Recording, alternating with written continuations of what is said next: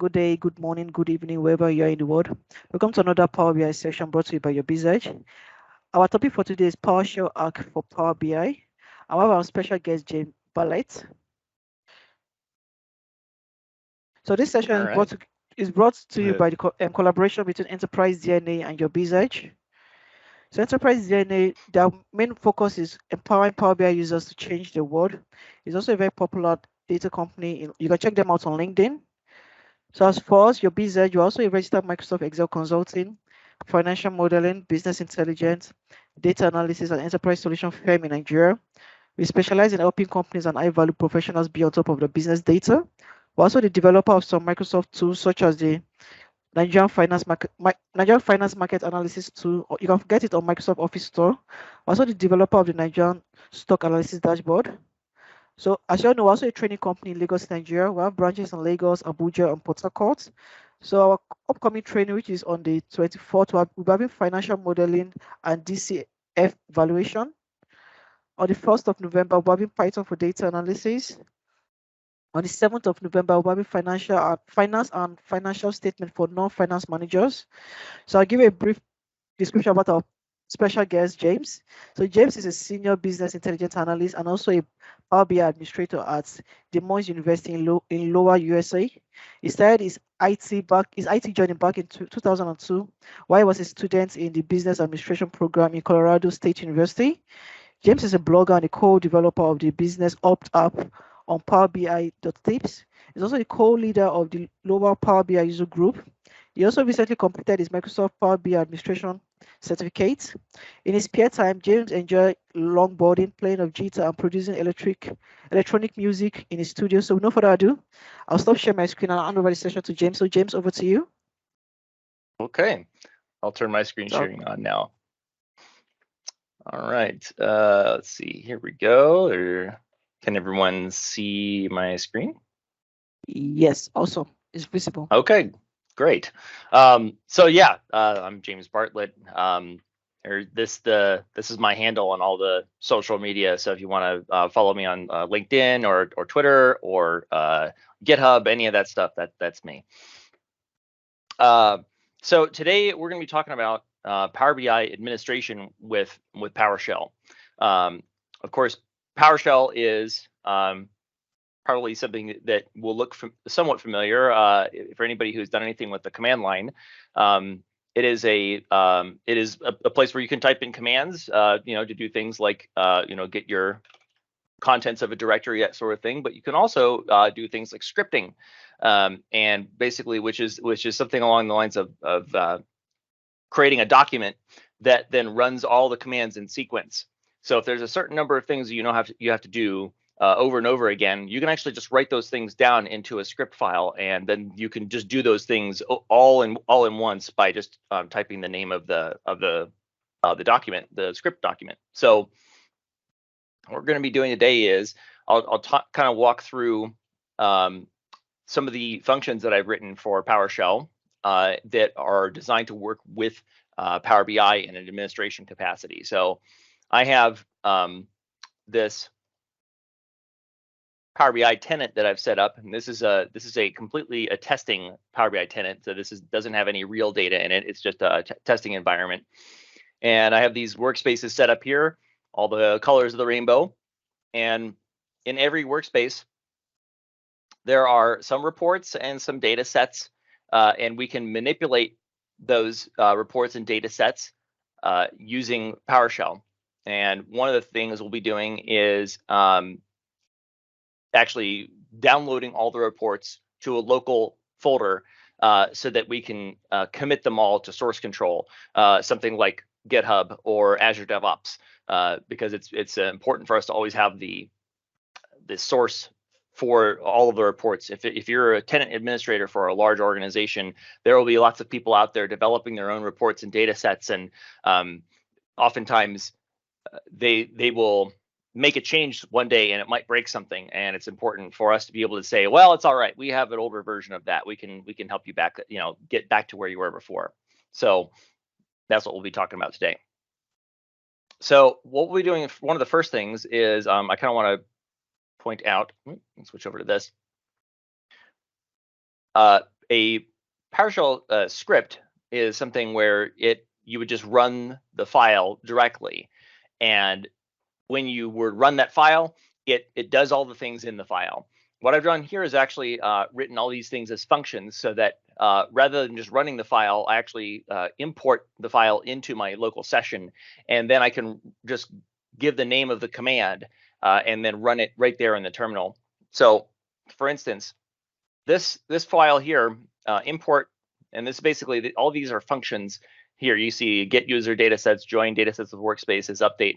You see those are all these files here, and so the purpose of this script here is to basically turn all these into functions that I can call directly in the terminal. So I'll show what that looks like here. So I'm going to start off with dot sourcing this. Oops, I don't know what I just did. Try that again.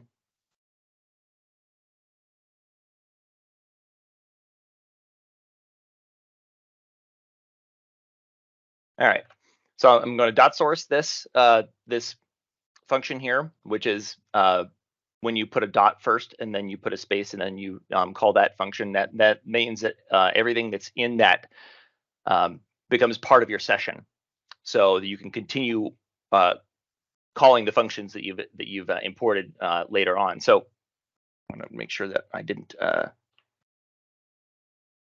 we go. All right. So we'll go ahead and run this. And what it's going to do is it's going to import all these functions here.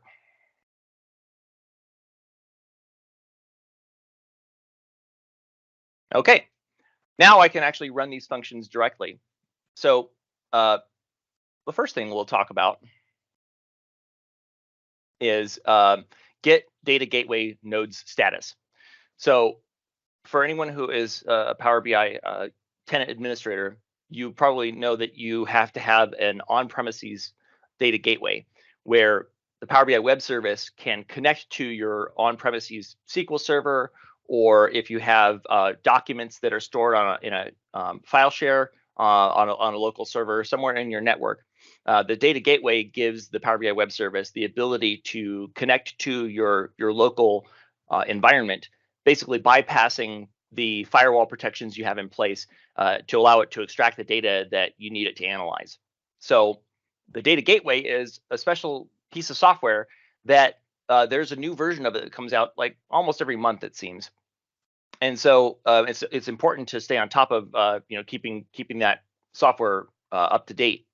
And so one of the things that I did a while ago, because I was constantly forgetting whether I had updated that gateway software recently, I just said, you know what, I'm going to write a function for this in PowerShell so that I can just check the version right away and just know whether it is whether I need to update it or not. So we'll look at the code of that. So that's this here. And all it does is it needs to log in using the data gateway module in PowerShell. So for anyone who hasn't used PowerShell before, it's pretty similar to some of the other scripting engines like Python, where you can install modules that give you some special abilities that don't come with it stock built in. So we'll do something like we could install data gateway. That would be install module data gateway. And then it would install that module and give you the ability to do anything having to do with Power BI data gateways. And so that's why this thing says requires the data gateway. And if I didn't already have that installed, it would give me an error message when I ran this thing and tell me, hey, you need to install this first. So what it's going to do is it's going to start off and saying, retrieving all the status of any accessible data gateway nodes. We'll see this pattern pretty commonly in PowerShell functions, where there's always a try, catch, and finally. What this does is it starts off with it needs to try getting a data gateway access token, which is basically the login information that authenticates to Azure Active Directory. And so if it can get an access token from the existing session, then it goes ahead and runs the rest of this thing. But if this step fails, catch is what it runs next. It says, so if this were to not be authenticated, it will say, we need a data gateway access token, and it will launch Azure Active Directory authentication dialog. And then it will log in with the data gateway service account. which we'll actually see that happen here because I haven't actually logged in yet. So we're going to do that right now. I'm going to say get data gateway node status, and it will say, aha. So now it needs to launch the authentication dialog in Azure Active Directory. I'm going to go ahead and authenticate. And now it has connected and says, okay, here we go. So it says, it looks at all your data gateway clusters. So if you have a data gateway in your organization, oftentimes when you just start out, you just have the one gateway. But after a while, you might start realizing, sometimes the server that gateway software is installed on, sometimes it gets a little busy, and then the queries from the from the Power BI web service, they sometimes get bogged down because it's that server has gotten busy, or sometimes maybe that server is undergoing the software upgrades, and so it's a good idea to have more than one node for your data gateway. And so that's what we see here. You can have a single cluster that can have multiple nodes in the cluster. And because this is just a demo today, I've only installed just the one node in the cluster. But if you had more than one node installed in your cluster, then you would see this first group would say, here's the cluster ID and here's the node. And then you would have another group below that would show here's the next node in the cluster and then the next node beyond that. And what we're doing here is we're looking and seeing, okay, yes, we do have a gateway, it's installed and it's online. And more importantly, we can see that it is the latest version. So with this, I was able to tell, okay, my data gateway is in good shape. I don't need to upgrade it. But if it were out of date, we would see a different status here, and it would say that it was out of date. And then I would know, okay, well, I need to go update the software on that gateway. Does anyone have any questions about that so far? No, I don't think there's no question for now. All right. Okay, we'll keep on moving then. So we're going to move on to mass takeover data sets from another user. So some of the people here may have experienced this before, where you are you're working for an organization and there's someone who has been working there for a while who has a lot of data sets that they own, but then they leave the organization, and then of course all the data sets that they had originally set up start failing because their user account has been turned off. So oftentimes people start saying, hey, everything started breaking. You get up, it's first thing Monday morning, you get in there as a Power BI tenant administrator and your inbox is just full of people complaining and saying, this data set isn't refreshing. And so it's you can say, well, okay, I think I know what happened. There's that person that was in in that department, they left the organization and their account's been turned off. So none of their data sets are refreshing anymore. So I need to be able to take over all their data sets and make it so that I'm the owner of the data set now, and then the refresh will start working again.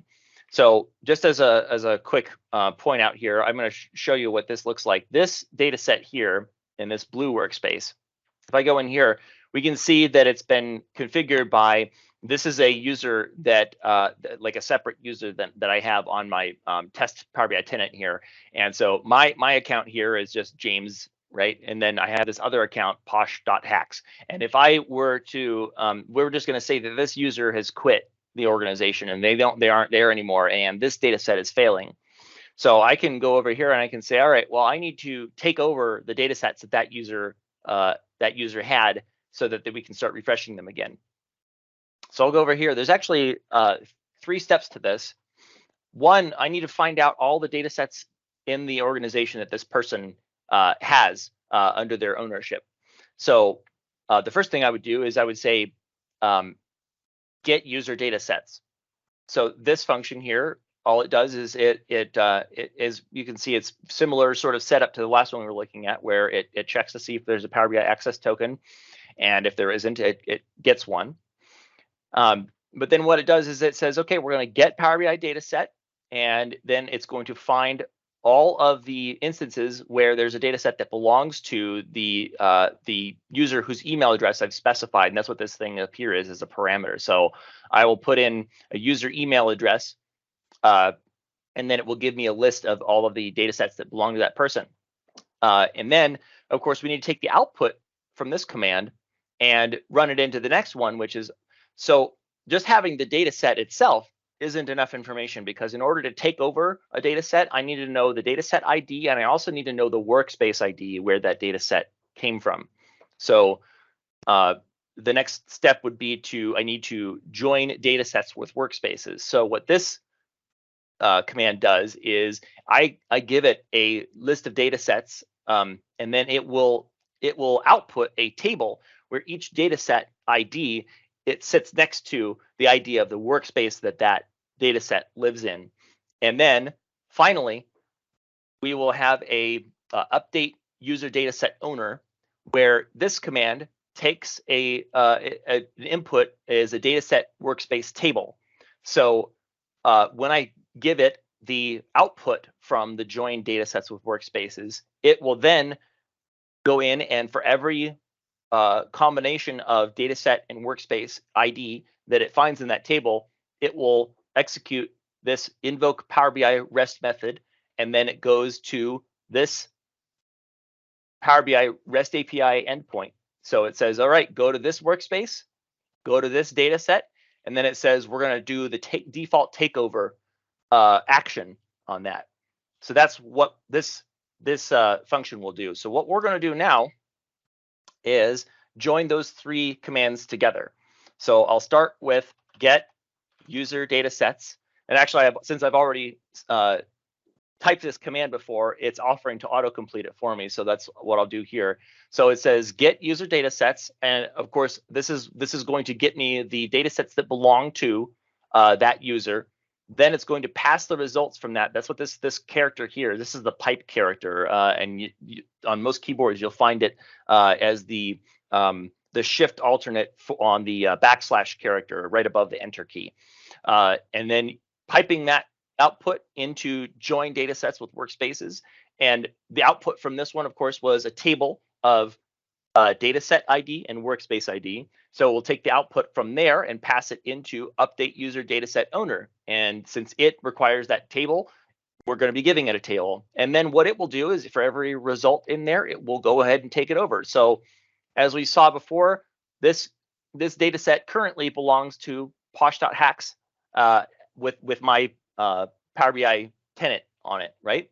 I'm not going to click this take over button, but let's just pretend that there were thousands of workspaces and that potentially maybe this user owns dozens of different data sets, and I don't have time to try to find them all.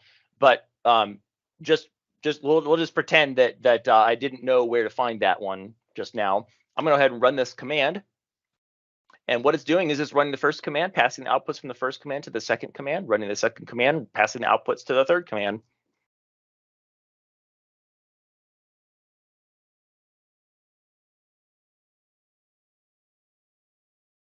And we'll see if that finished. Go back to that blue workspace. Oops. And we'll look at the settings on this one again. Okay. Maybe it didn't run yet. Try that again. Oh. I think I somehow managed to crash my terminal. One moment. Let me try that again.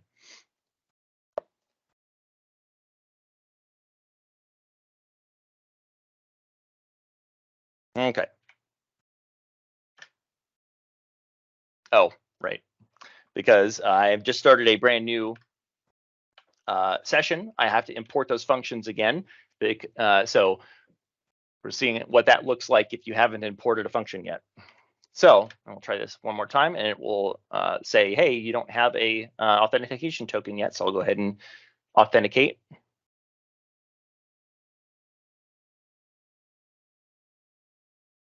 There we go. It finished.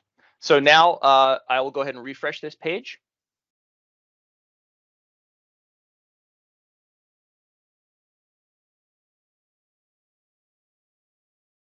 And as we can see, it now says that it is configured by myself.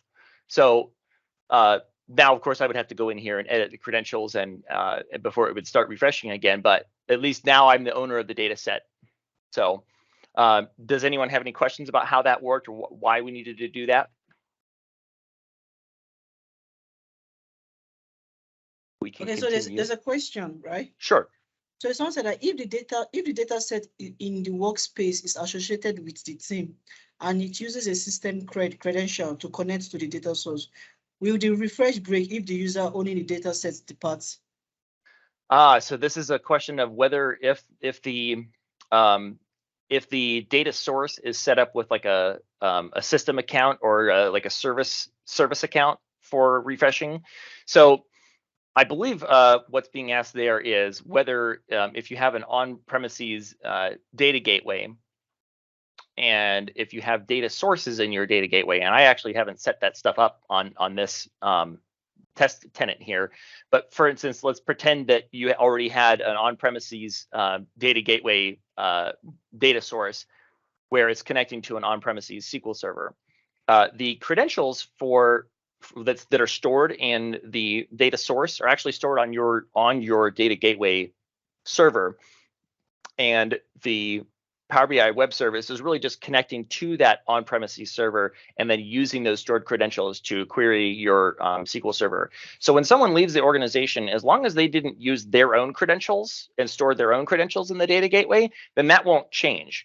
The only thing that will need to change is who owns the data set, and you may need to basically connect your if you were taking over the data set yourself, you may need to go in there and reauthorize it to connect through that data source to your on-premises data source. So, but it shouldn't change the credentials of the service account when you take over that data set.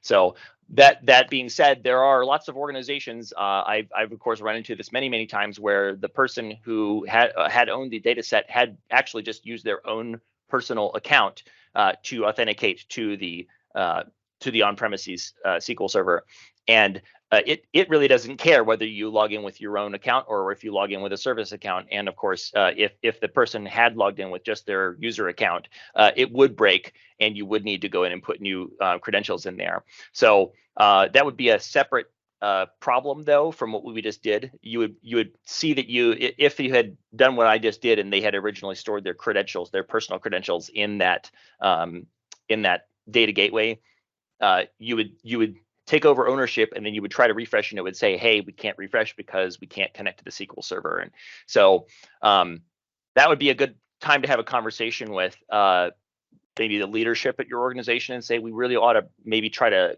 prevent people from originally setting up the automatic refresh on data sets using their own personal accounts because of the potential for things breaking if they either leave the organization or say they take a leave of absence where their account is deactivated. Even if they haven't quit, their account could stop working for one reason or another.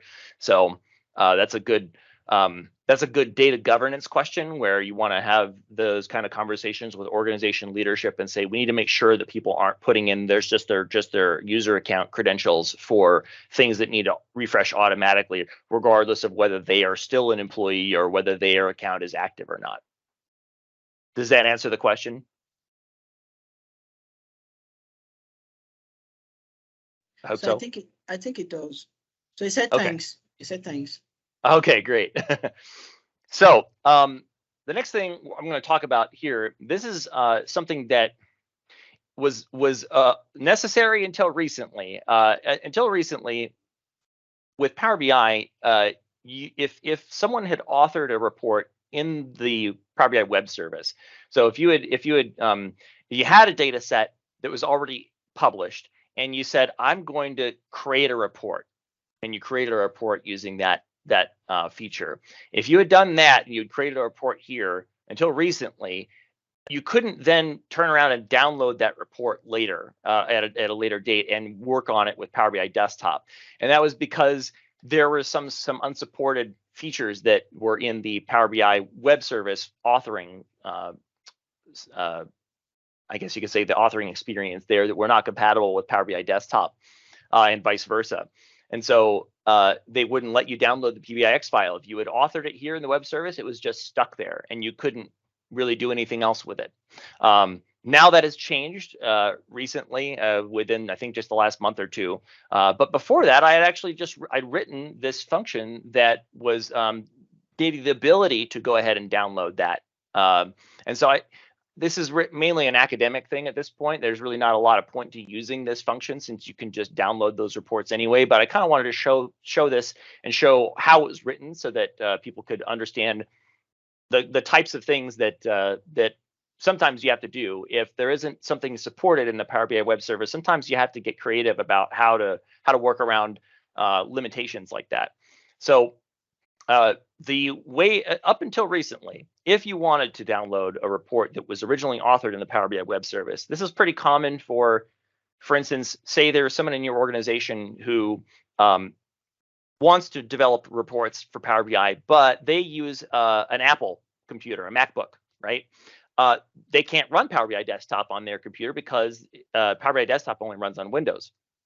And so they've just said, well, you know, I'll just go ahead and author the report in the web service. They don't realize that there's probably some features that they'd like to be able to add to that report that they won't be able to using the web service. And but they've already gone ahead and created this report. They spent hours and hours working on it, and now it's kind of stuck.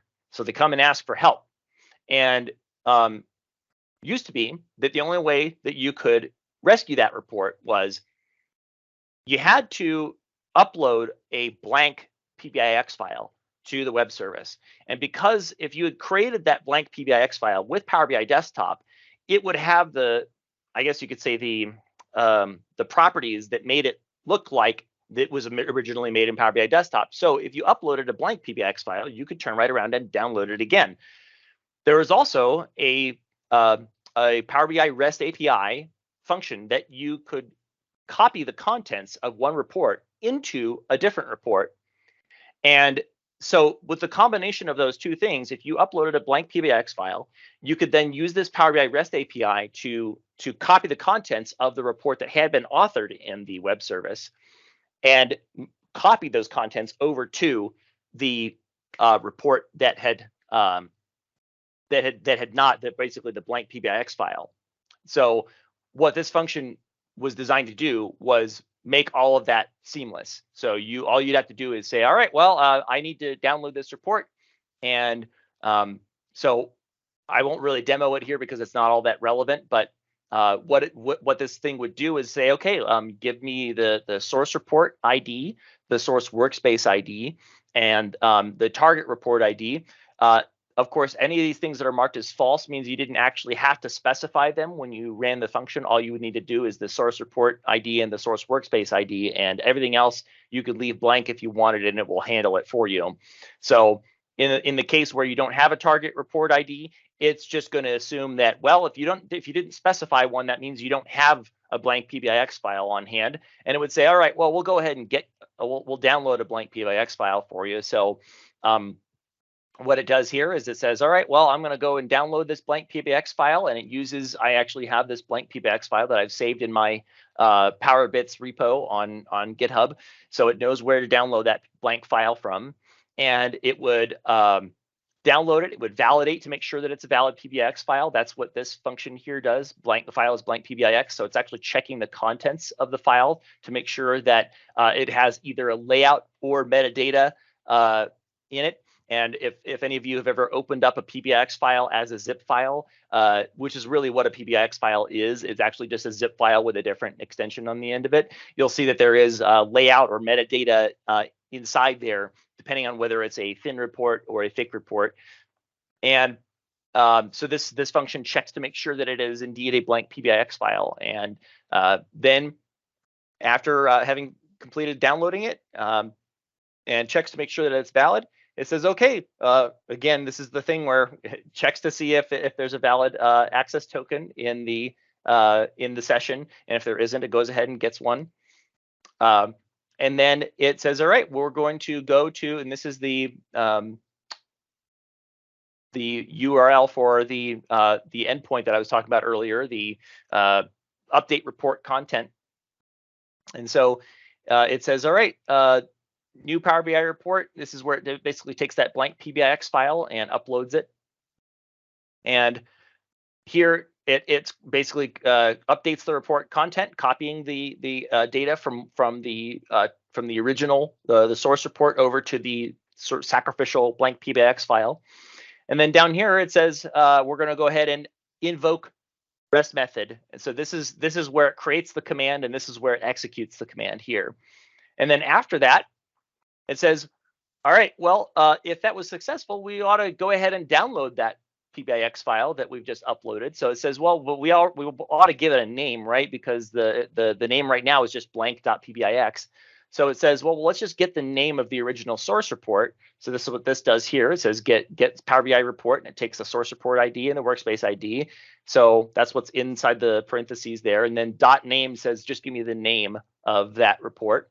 Then it takes, if there's an out file, and it says, here we go. There's the source report name, and then it puts _clone.pbix at the end of it. And then it says, go ahead and export the Power BI report. And then it gives, again, the target workspace ID, and then the ID, and then it says out file. Here's the out file, and that's the name that it gives it. So if you were to execute this command, it would actually do all of those things for you. All you would need to know is the workspace ID and the report ID of the report that you wanted to download. And like I said, again, this is mainly an academic thing at this point. You wouldn't actually need to have this function, but there's a lot of stuff that this function does that could potentially be useful for you to understand how stuff works. For instance, the REST API, when you need to create the body of a REST API call, it's important to understand the notation for how to create the body of a REST API call, and sort of assembling the URI for the endpoint when you need to call a REST API. So I decided to leave it on in my repo, even though you probably won't need the function itself, just as kind of a reference for anybody else who wants to develop functions like this, because it does a lot of stuff. So anybody have questions about that function before we move on? So if you have any question, you can put it in the chat box, or you can raise your hand so I can make you a speaker. Sure. So I think it's fine so far. It's fine so far. Okay, cool. So looks like we've got about half an hour into the presentation here, so that's all right. We're going to move on to, this is what I consider the sort of the crown jewel of my of this repository of the functions that I've worked on, and that is export Power BI reports from workspaces. So those of you who are Power BI tenant administrators, or people who have worked with a lot of reports across lots of different workspaces, and you know that in your organization there are lots of people who are making new reports and new data sets all the time and uploading them, and sometimes you just don't know about all the different assets that are out there in your organization that you probably want to have backup copies of. And even more importantly than backup copies, sometimes you want to know the differences between one version of that report and the next version of that report. And unfortunately, the way that the PBIX files are built, they're basically just, like I said before, they're just a zip file. And unfortunately, zip files, there's no way to look at the differences between one zip file and the other without unzipping it and then looking at the contents. So if you've ever committed a Power BI PBIX file to GitHub or Azure DevOps or other source control platforms, and then you try to use the difference, or they call the diff, between one version of that file and the next version of that file, you'll see that it says, I can't see the differences between these two files. And so you really can't tell from one version to the next what was really changed. And so one of the really cool things that's come out recently, about a year ago, actually, for the very first time, was a tool called PBI Tools. This is a piece of software developed by a gentleman named Matthias Thierbach. He is originally from Germany, but now lives in the UK. And this is a very, very slick, sophisticated piece of software that basically allows you to decompile a Power BI PBIX file into its constituent parts as JSON files. And as those of you who have worked with version control systems before know that JSON is basically just a text file. And text files, of course, in a good version control platform like GitHub or Azure DevOps, you can look at the differences between one version and the next, and it will tell you, here's exactly what was changed on which line it was changed, and it will say, here's the difference in value between these two things. So if you've got a report that was uploaded last month and someone makes a change to that report this month, if you were to use this PBI tools, you can actually see in the source code what was changed. You can see, it looks like they added a visual on this page, and it looks like on this other page they took that one visual and they just moved it a little bit. It was at these XY coordinates, and it's now been moved just a little bit to the right or just a little bit to the left. And you can actually see all of that in the JSON that this tool will extract from a PBIX file. So unfortunately, that stuff isn't built into Power BI, so there isn't a way to just see the version history of stuff that's going on in Power BI as of yet. I personally hope that the Power BI team will find a way to integrate the tool that Matthias has built into their workflow. But for right now, we do have the ability to export reports and data sets from Power BI, and of course, if we export them straight using the commandlets that Microsoft has given to us, we can get the PBIX file, but it doesn't give us the source code. So what I've done with this this custom function here is I've actually made it so that it incorporates both the ability to export the PBIX file from the web service, and then it also incorporates the PBI tools function as well. So what it will do is it will actually export everything from all the workspaces that you tell it to, and then once all those files are downloaded, it will find anything that's a PBIX file, and it will extract its contents into a folder with the same name as the report, and it will do all of that for you automatically. So I'll take you through a quick walkthrough of the source code here. So we're starting off with the function is called export Power BI reports from workspaces, and it takes a few different parameters here. They are not all mandatory, so we'll look at these here. There's actually really no mandatory parameters with this one. You can just run it all by itself without giving any parameters. If you don't specify an output folder, it will just go ahead and put the files in a temporary folder on your computer. So it just ends up under your user account folder, and then a temp file under that. So we'll see that here in a moment. The command I will run, I won't specify an output folder. Then the rest of this, there's this, so that first one is a string output folder. You could tell it to go ahead and put it in a, C:\reports or something like that if you wanted to, or you could put it in, if you already have a folder where you keep your source control, for instance, C:\GitHub or something like that, you could put it there if you wanted. So the extract with PBI tools, this is what they call a switch, where if you include it, it means yes, and if you don't include it, it means no.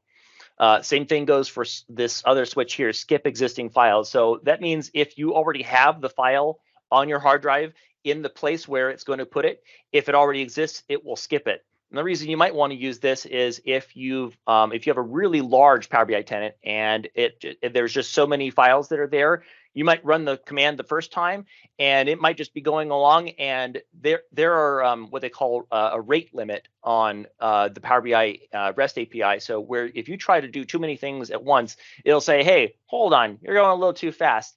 And a lot of these API calls, they're limited to 200 requests per hour or 500 requests per hour, that sort of thing. So it may be necessary at some point for you to run the command once. When it runs out of requests per hour, and it says, well, we've hit the limit now, you might have to run it again a few hours later, just to finish up with getting the rest of the files. And so you would just say, all right, we'll skip any existing files using that switch and until you get to the end where you've downloaded everything. I would like at some point to make this function automatically handle the rate limiting, so that when it runs out of requests per hour, to have it just pause and wait for a certain amount of time before it does the next extraction. But that feature has not been developed yet. So of course, if anyone is interested in helping develop that, this is an open source repository. So I would certainly welcome anyone to help contribute code to this as well. So, and the very last parameter is this throttle limit. There's a really cool thing that PowerShell can actually do now, and it's been just in the last couple of years in the later versions of PowerShell. I believe it started with version 7, where you can actually run subroutines in parallel. So if you have more than one thing that you need to do, and you know that each thing is going to take a certain amount of time, but it won't be really limited by your CPU power, but more limited by, say, your internet connection. What you can do is tell it, all right, well, go ahead and just download as many different things as you can at once, and then it can just start downloading as many files as it can get its hands on. So the throttle limit, what it means when you see a parameter that has an equal sign with something after it, that means that's the default value for it. And if you don't specify, that's what it will be. So throttle limit normally would be just 1, so to have it only download 1 file at a time. But if we specify a larger number, it will do up to that larger number at a time per workspace. And so if it will only do 1 workspace at a time, but in a given workspace, it can do up to as many as you specify for this number. So I typically recommend that you don't specify a number that's larger than the number of CPU cores that your computer has. So if you have a dual core CPU, you would want to specify 2, a quad core, a 4, 8 if you have an octa-core processor, that sort of thing. So otherwise, you don't see a whole lot of performance benefits from it, because usually you need at least a CPU core dedicated for each task. So that's getting a little off into the nerdy stuff there. But so what this thing does here, we'll kind of walk through a little bit at a time. It's actually going to get the current date time here as formatted as the year, month, day, hours, minutes, and seconds. And we'll use that later on to generate a log file, just in case there are any errors. It will actually output into a log file the exact things that it had problems with and exactly what time of day it had the problem. So, and as we go on down here, this is the fallback directory. So if you don't specify a directory where you want the files to go, it says, all right, well, we're going to go to the temp directory, which comes from the environment variables. And then it says, all right, we're going to make a Power BI workspaces folder in the temp directory, and it will put the files there. Again, this is an object for storing your authentication credentials or the headers from the authentication with the Power BI web service. This function here, what this does is it converts a PBIX file to a project file, which uses the PBI tools command. So this is not a function that you have to call directly. It's a function that is called later on. So you could say this is a function within a function. And it says, okay, here's the path to the PBIX file. And the short path is basically just the nickname that it gives that it will use in the logs and it will show in the terminal as we're executing. So it checks to see that you do have the PBI tools tool installed first, and if it doesn't find it, it will actually issue an error. It will say the PBI tools command is not found, and it will tell you to go ahead and download it, and then it will write the warning that you received here. So. And then, of course, if it did find the tool, it will say, all right, we're going to continue forward here, and we're going to run, and it runs the PBI tools, it extracts the contents, and it puts the items where that it extracts right next to the report that it extracted there. And so that's what it does there. And we'll see that happen later on as well. So. And as I've said several times at this point, we'll see the same pattern over and over again. It does the try, catch, and finally. So it checks to make sure you have access to the Power AI access token. If you aren't logged in, it goes ahead and it says, hey, we're going to go ahead and get you logged in first. And then it sets the headers as the result of that Power BI access token there. And then finally, this is where it actually starts executing. So, and depending on when you run the function, you can actually specify like debug as a parameter. And so if you specify debug as one of the parameters, you'll actually see it write out the contents of any time where it says write debug. It will actually spit out that information in the terminal while it's running. That can be useful for you to figure out if something's not working right. And it doesn't really tell you enough when you're looking at the error log. Sometimes if you turn the debug parameter on, it can help determine where things are going wrong. So these here are those of you who've worked with Power BI from a tenant administration perspective have probably seen some of these things before, where if you're using Microsoft project as a web app, it will, and you connect it with Power BI, it will actually create a workspace called Microsoft Project Web App, or Office 365 usage analytics, premium capacity metrics. A lot of these things are automatically generated by Power BI as a way for you to get more information about how Power BI is working or how it's interacting with some of Microsoft's other products. And so it's useful information to have, but it's not the kind of thing that you normally want to download and put in your source control, because they are automatically generated by Microsoft. You don't really need to worry about keeping version history of it. So that's what we're doing here, is just specifying we're going to ignore any workspaces that are named after these. We're going to ignore any reports that are named like this.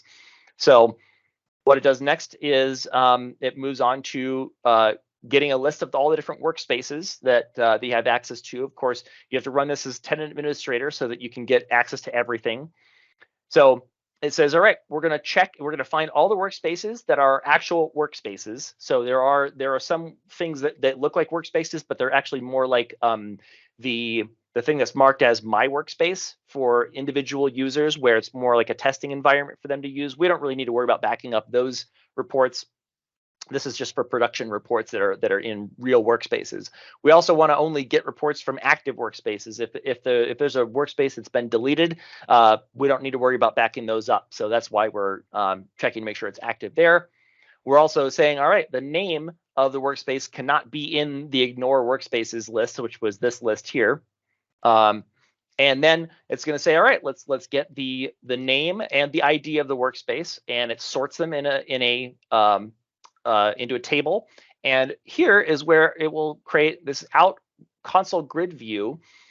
This is going to be a place for you to select which workspaces you want to actually back up. So rather than backing up all the workspaces no matter what you say, this is an interactive moment where it will bring up a menu and say, which of the workspaces would you like to back up? We'll see how that works when we run the command here. So here it's just going to say, all right, where we're going to put the files when we're done with them. And it says, here's the target directory. And this says, if the target directory doesn't exist, it's going to go ahead and create it. And this is the place where it will put the error log. So as we mentioned earlier, we use that current date time here. It says we're going to put the error log in the target directory, and then it's going to be error _ log _, and then it will put that current date time in there, and then .txt. So invoke item target directory. What this will do, as it says here in the comment, it's going to open the target directory in Windows Explorer. So one of the first things you'll see when you run this function is it will pop up a Windows Explorer window with the place where it's going to put all those files, just so you can see them start to appear there.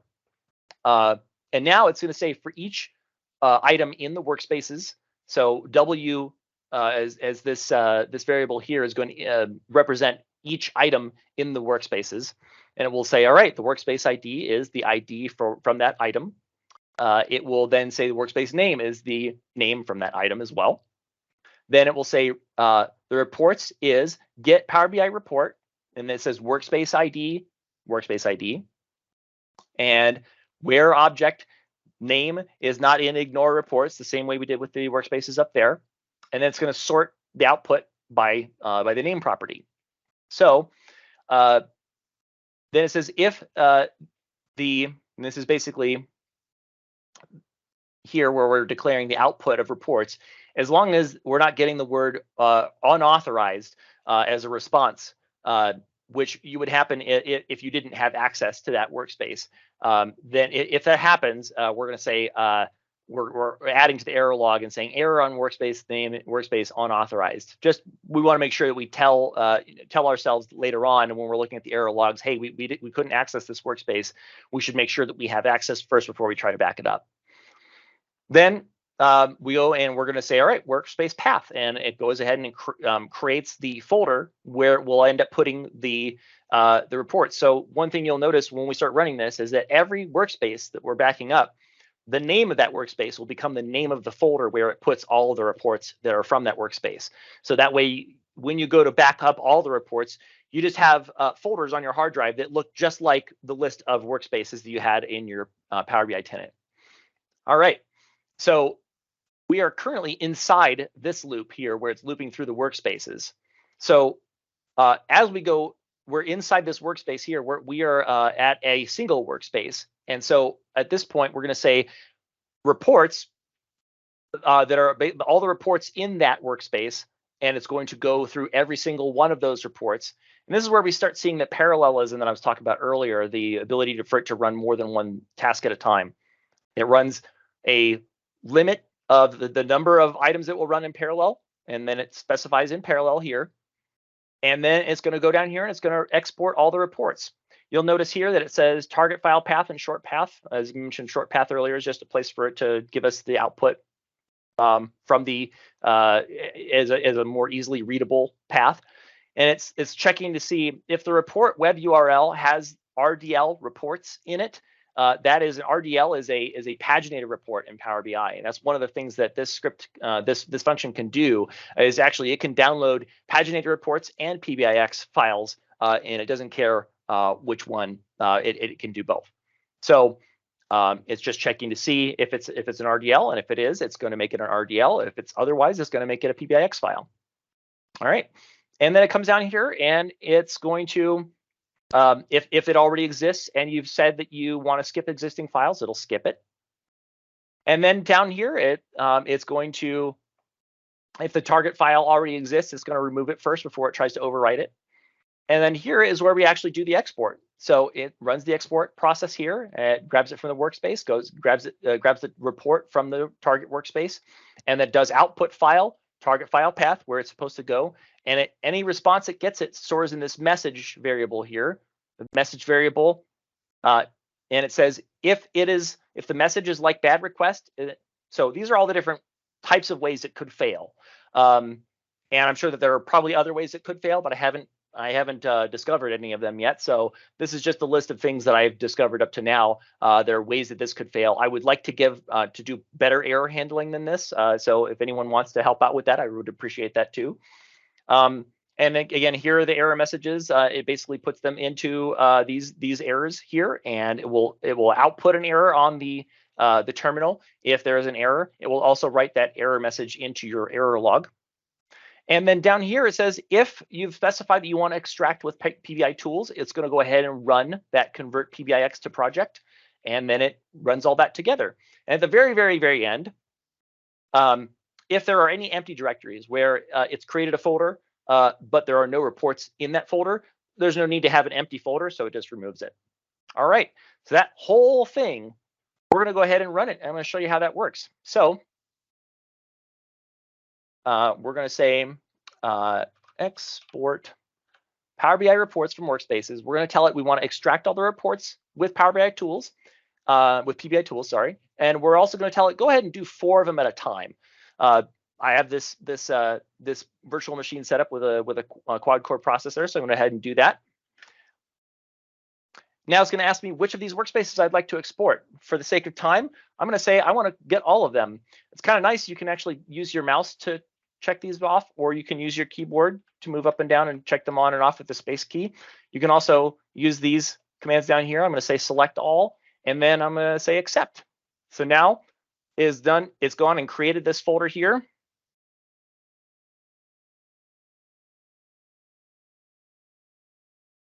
And it's exporting everything all at once.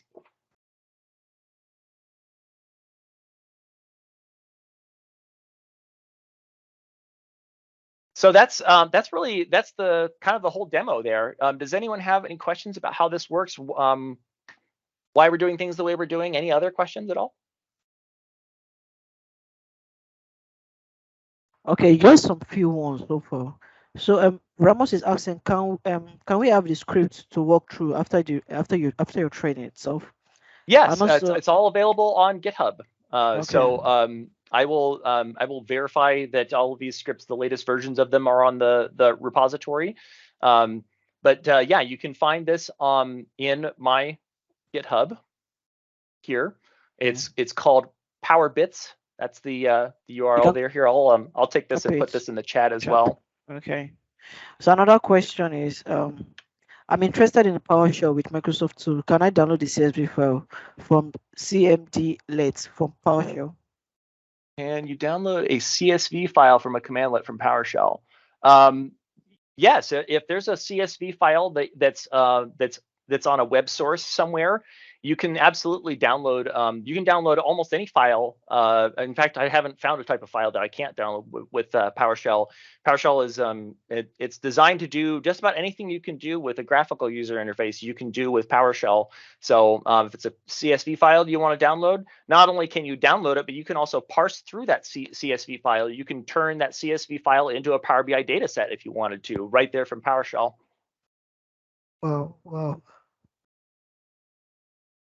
Awesome, awesome. So I think there's As we can see, that's still going here. It's now extracted all of these things here, and I want to show real quick what it looks like when we have a file that's been exported. So these are these PBIX files here. So this is a report and this is a data set. This was a thin report that was connected to that data set.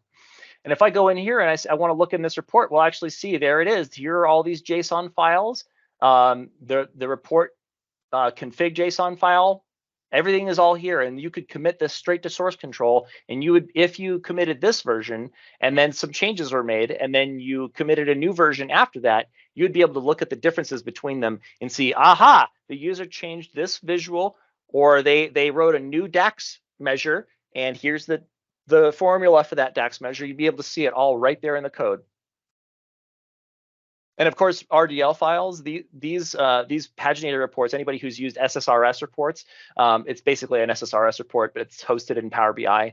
And those have always been set up as just XML. So you've always been able to commit them straight to source control and see the differences between them. Oh, cool.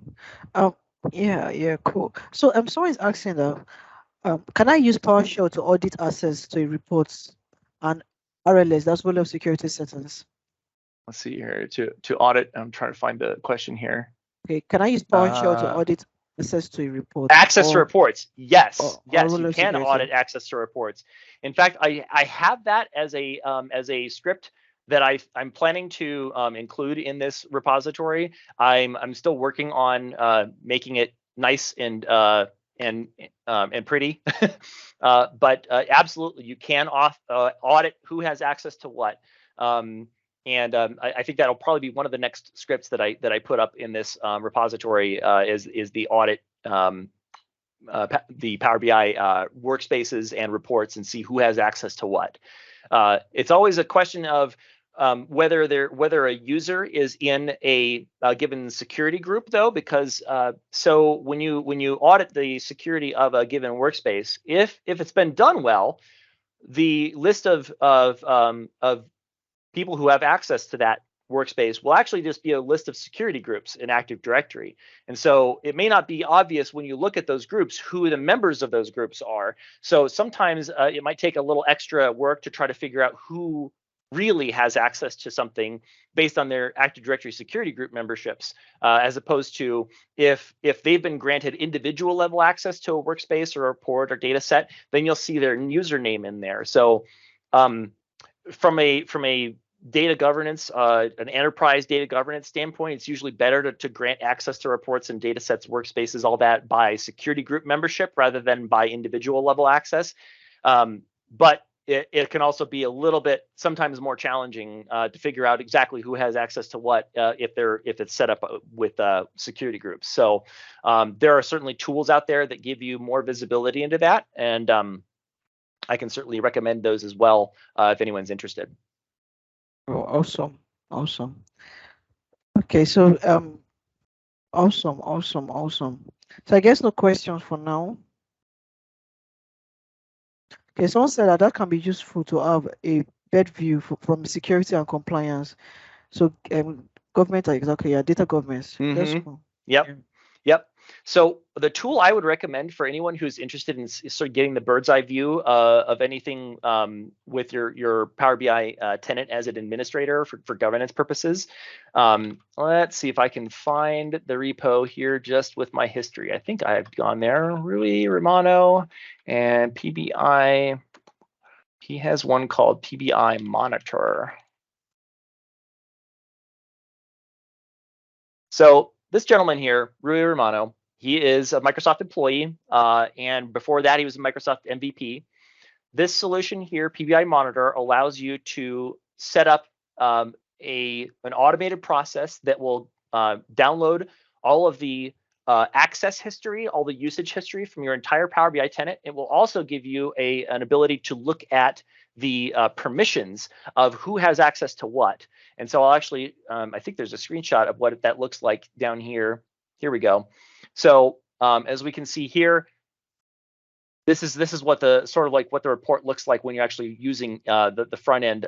So you can see a catalog overview. This is all of the reports you might have in your tenant. Here are your data sources as an overview, and there's also a permissions overview. So if there's a page where you can go and you can click on permissions and you can say, okay, show me this user ID. What reports do they have access to, and it will list all of them for you. So there's a bit of setup to get all this working. It involves setting up Azure Active Directory application with client secret and a lot of sort of setup on the front end for this. But it's a very, very powerful reporting feature to be able to look at all of the I guess you could say the status of your Power BI tenant, and you can actually find history and see has usage of a given report or a given workspace been going up or down?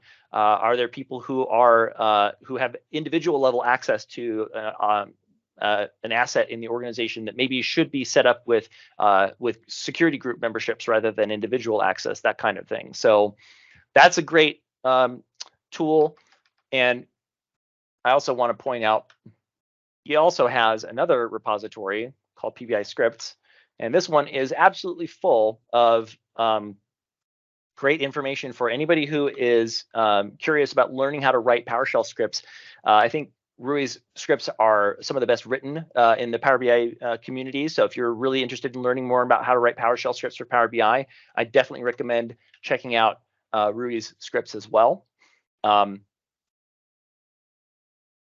So there's one other thing that I wanted to show off if we have enough time. I know we're basically out of time, but I don't know if it's a hard stop or not. Continue. You're free. Okay. You're free. Okay. All right. So I'm going to show off real quick here. This is just a demo PBIX file, and one of the nice things about that PBI tools the tool that I showed off earlier, the one that extracts Power BI files, is you can have a report that you're working on, and if you save changes to it, you can actually have it automatically watching your session while you're working on Power BI Desktop, and you can have it just follow what you're doing, and as soon as you hit the save button, you can have it extract the saved changes right then and there. So in fact, this is not the right one I wanted to open. Let me find the one that I wanted to open. Here we go. I'll just open this one, I think. No, hang on. That's the data set. I want the report.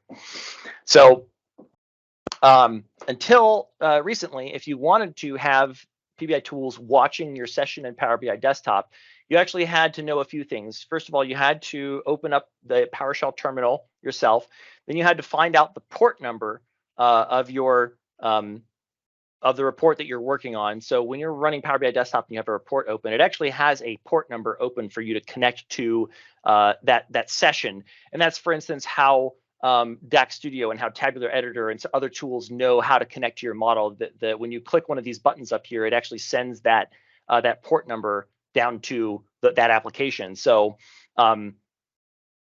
it's not been easy to run this PBI tools session to monitor your file and to automatically extract any changes you've made.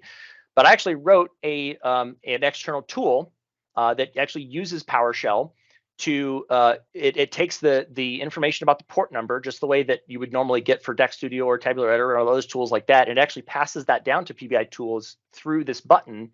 So what this button does is it will actually launch a terminal window, and it will start watching the file you're working on, and you can see right there it has the port number.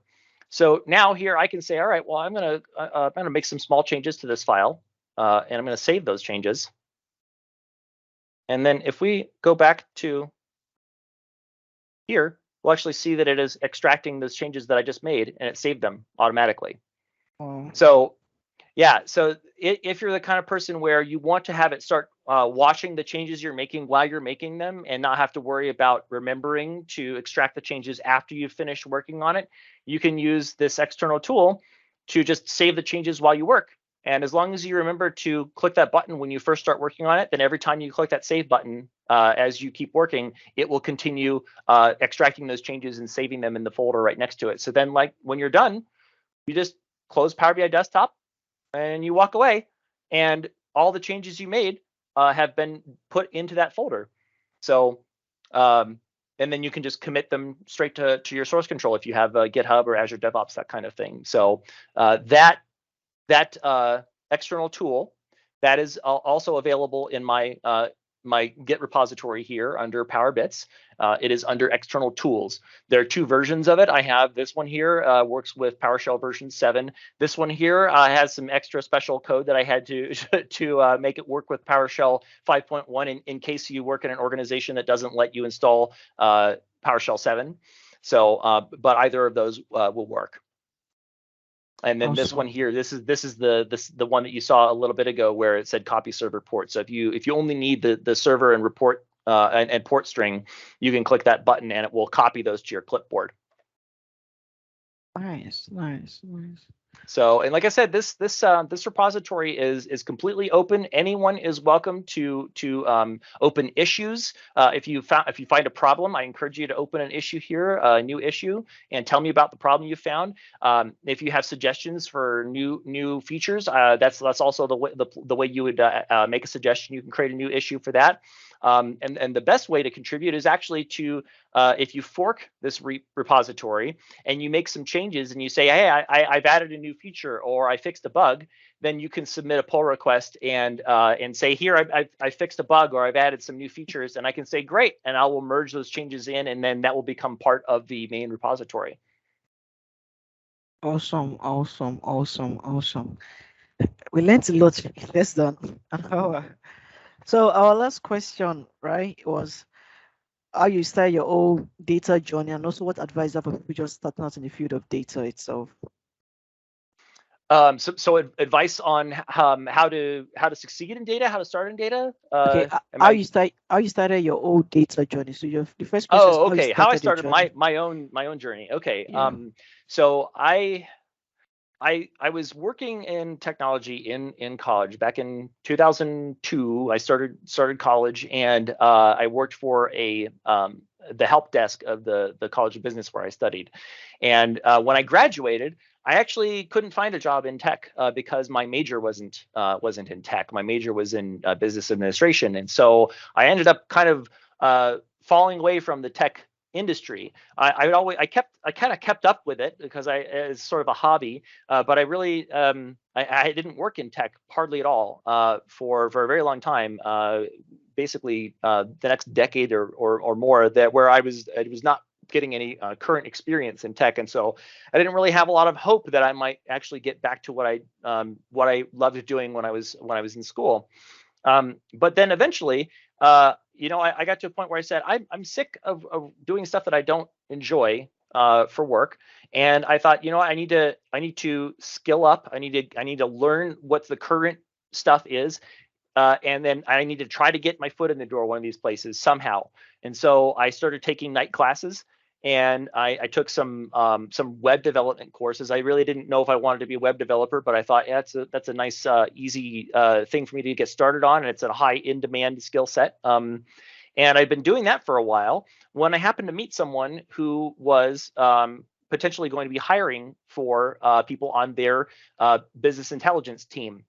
And this is at my previous employer. At the time, I didn't really know what business intelligence was, but he said basically it involves working with data. And I thought, well, I like working with data. I like messing around with spreadsheets and stuff like that. So I thought, all right, cool.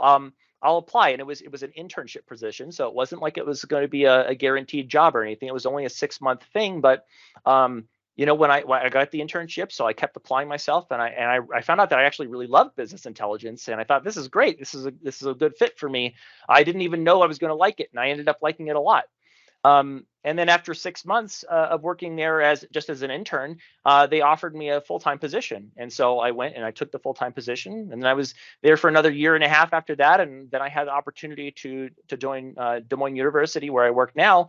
And I had to take that opportunity because it was an ability for me to step up and become a leader of a department rather than just being one of the more junior people in the department. So it was a good move for me career-wise. Of course, I was really sad to leave the team that I had been working with at my previous employer for a long time, and I still keep in touch with a lot of them. But I guess that's kind of the story of where I got to where I am now. I had not been up with the data stuff for a very, very long time. I had never actually worked in data before, but I decided I really wanted to take a change in my career, and I started taking night classes. I'd say anybody who's interested in getting into this kind of thing, the important thing is to show that you're passionate about it, and make sure that you are putting an effort to learn about technologies that you don't know about yet. And the more you branch out and start learning about things, the more likely you are to find something that you really, really enjoy, and then you're more likely to find some place that might want to hire you for that. And it might just be an entry level kind of thing. It could be an internship. I'd encourage you to, even if it is an internship and it's only a temporary position, I think it's always a good idea to take a risk on yourself. Even if you do have steady employment currently, if it's not what you want to be doing long term, and you would rather be working with data, I'd say take the leap. Find something that you really do want to be doing long term, and even if it's a bit of a risk, your long-term happiness and your long-term satisfaction with your career could be hanging in the balance. And I think it's a good idea to, when you're given an opportunity to test yourself, I think it's always a good idea to do that. So, wow. That was really impactful, really impactful. So James, thanks a lot. Thanks for sharing all of these insights. Everyone is telling you thank you. Like awesome. Oh, great! Like, I'm glad to hear that. I didn't know this was possible. Were there any other questions before we finish? No, none so far. People are just asking about the GitHub repo. So since you dropped it, so I'll also drop it when I'm adding it to the YouTube channel. Yeah. So thank you so much. So everyone, do have a lovely week ahead. So bye guys, bye everyone, and also James, thanks a lot. Thank you, really appreciate.